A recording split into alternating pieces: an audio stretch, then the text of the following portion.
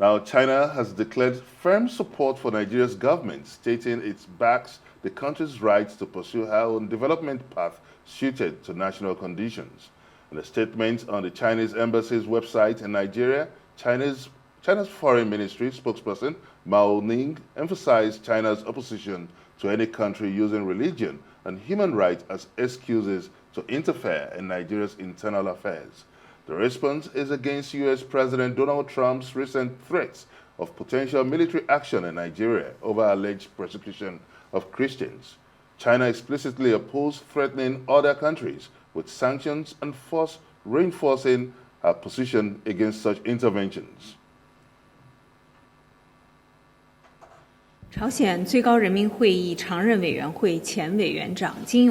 Trump's threat of military deployment in Nigeria, Mandarin, as Nigeria's comprehensive strategic partner, China firmly supports the Nigerian government in leading its people on the development path suited to its national conditions.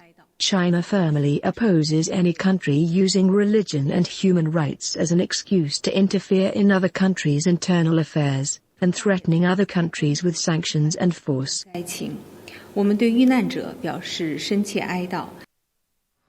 Meanwhile, Minister of Information and National Orientation, Mohammed Idris, says President Bola Tinubu remains calm and is taking the situation very seriously. After a routine consultation with the president at the State House, Idris said government has opened channels of communication with Washington and other international partners to reassure them of Nigeria's commitment to protecting citizens of all faiths and strengthening national security. It's a routine meeting that we always have with Mr. President. As Minister of Information, I need to consult with Mr. President from time to time, and this is exactly what we have done. Of course, the issue of the U.S. threat also came up, and we discussed that extensively with Mr. President. Mr. President is calm. He's looking at the whole situation, and he's looking at ways and means of ensuring that the international community understands what Nigeria has been doing. Only last week or 2 weeks ago, Mr. President, in his own desire to rekindle the security architecture of the country, reinvigorated the hierarchy of the armed forces. A new chief of defense staff and other service chiefs were appointed. Now, this is all all the issues that came out of the United States. So that tells me that Mr. President has been working assiduously to ensure that Nigeria is a country that remains safer for all Nigerians to live in. We're looking at all the issues, and we don't want to overheat the discussions, but work is ongoing, and we're also opening channels of communication so that the international community will understand what Nigeria has been doing better, and also what we intend to further do to ensure that whatever concerns there are, either domestically here or from the international community, are answered. Now, joining us to discuss further on the Trump's threat of military action against Nigeria is Dr. Bode Olugbore. He is a political economist, the convener of the Government to Citizens Interface, G2C, and a former senior special assistant on political matters to late President Buhari. Thank you for joining us, Dr. Bode Olugbore. Good morning. Good morning, Nigeria. Good morning, guys. We've seen so many fresh angles, developing angles to this story on Trump's threat of military action against Nigeria on the grounds of Nigeria facing an existential threat and also the allegation of religious genocide in Nigeria. Now, with China standing firmly with Nigeria, now EU also saying that they are standing in solidarity in Nigeria in support of cooperation, interfaith dialogue, and respect for human rights. People feel that there are strong political and economic undertones to this development. What do you make of it? Good morning again, Nigerians. Let me try to look at the story from another angle entirely. They say that an object that faces someone may actually be turning its back on somebody else. So let me imagine that this same, concern is turning maybe a front, a back, or a side, to some people. I must agree, before I go on, I want to tell a story, but I must agree that there are religious persecutions all over the world. But there are some in Nigeria indeed. I must agree with that. But most of those nations that really have religious persecutions are not really getting the attention of Mr. Trump, or is dealing with them differently, carefully. Saudi Arabia, Kuwait, there are places like that. He won't go there. North Korea, he won't go there. So even China, he may call them some other names, but he definitely will not be saying they are countries of any kind of concern. So let me take a look at this story from a different angle. The first thing I woke up to see as a young boy was the president back then, Yakubu Gowon, who said that the problem that Nigeria has is not money, but how to spend it. He said that in 1970. That, I think, suggests that Nigeria was a very strong economy. You may remember also that we were actually having a very strong currency competing, really, not even competing. US dollar was competing with Nigerian naira. Now, somehow, some of our leaders, you should be asking some questions, really. Some of our leaders introduced the idea of, oh, they are telling us to join structural adjustment program. And other economists were saying, no, don't join them, leave them alone. Most of the countries who have gone that way never recover. On the long term, they never recover. Somehow, I think that the pressure came up to us in 1986, and we succumbed to that. The effect of that was to open the free market, allow things to come into our country. The same commodities we could produce, we are allowed to come into the country. What that really does is this.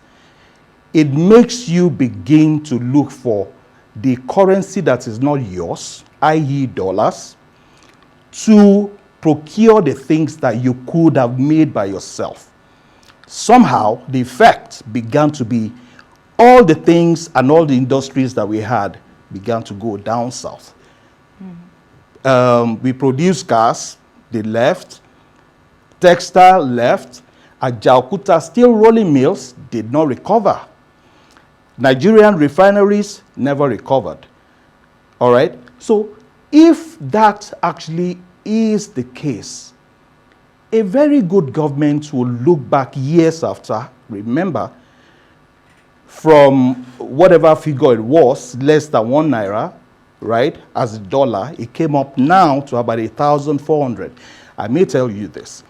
My very first job, somewhere around 1989, was in a bureau de change when Nigeria approved the idea of BDCs in Nigeria. That was my first job. I sold dollars for 6 naira, or rather bought for 6 naira, sold for 657 naira. Right before my eyes, in 89, 90, 91, it moved on to 12 naira and thereabout. We were not there. I'm telling you a story, okay? So a good leader would look at, okay, so how do I reverse this? Or how do I solve this economic problem? Just reverse the whole story. Go back to industrialization, go back to export, and then make your dollar stronger. My whole brother was in the US to study piloting. And I remember I used to send money down to Nigeria. Nigerian naira, 10 naira notes. Mint, he used to send from the US, not dollars, naira. Right. In other words, our currency was on the global stage. To return our currency to the global stage, you have to go back to not going with dollars, the dollarization of the economy, not going with the dollar, which is one of the things this president is doing. Somehow, if you've gone in this direction for so long with SAP, and things are not working, the right thing for you to do is to come back a bit and go in this other direction and try, which is going with friends like BRICS. It looks to me like this is what this government is doing. So let me show you what I found out. Okay. Without provocation, this year, Nigerian president went to Brazil in July. July the 5th. And the first sanction from Trump was July the 8th, unprovoked. He says, single entry, your visa is restricted. Why? You should ask that question. Now, the same president has gone about meeting all the friends of BRICS, Brazil, Russia, India, China, South Africa. If you notice, in the last 1 year, Nigeria has had several meetings with these people, including bringing the headline from Brazil back to Nigeria. What am I saying? It looks like we are doing something right, and it is not looking favorable to Mr. Trump. And so the best thing for him to do is to, without provocation, begin to penalize Nigeria for things that we really didn't have to be penalized for. What did Wole Soyinka do? And just after that, the coup, I'm not saying there's a link, but maybe. And after the coup did not succeed, here we are with gun ablazing. The question is, why would the president of US think that he must step his foot on Nigerian soil because of this? Remember this also, please. The allegation we're talking about, the petition was written, as far as I understand, in 2016 by IPOB, right? That was 1 year after Buhari's government came into office. If there is something about IPOB and Islamizing of Nigeria, I don't think the problem was Boko Haram in the southeast. The problem they have in the southeast is still there. So I think that there's a lot of politicking around the whole of this, and then the interest, the economic interest of Mr. Trump in Nigeria. A lot of people don't agree with that, but it's good to look at things from different views rather than the general views. Dr. Bode, thank you for that very deep analysis on the situation. And I think you've made a lot of points that are quite credible and resound with a lot of people and a lot of opinions out there, despite maybe what is massively being said, like on the social media. But I'd like to bring this conversation back to the issue of China. You spoke about motive of the US and wanting to do more for their own agenda. What about China? What do you say about how it has spoken up recently in support of Nigeria? Is there a hidden agenda there as well? Well, you know, let's compare things really. I'm aware that the relationship that we have with China is very different from that of the US.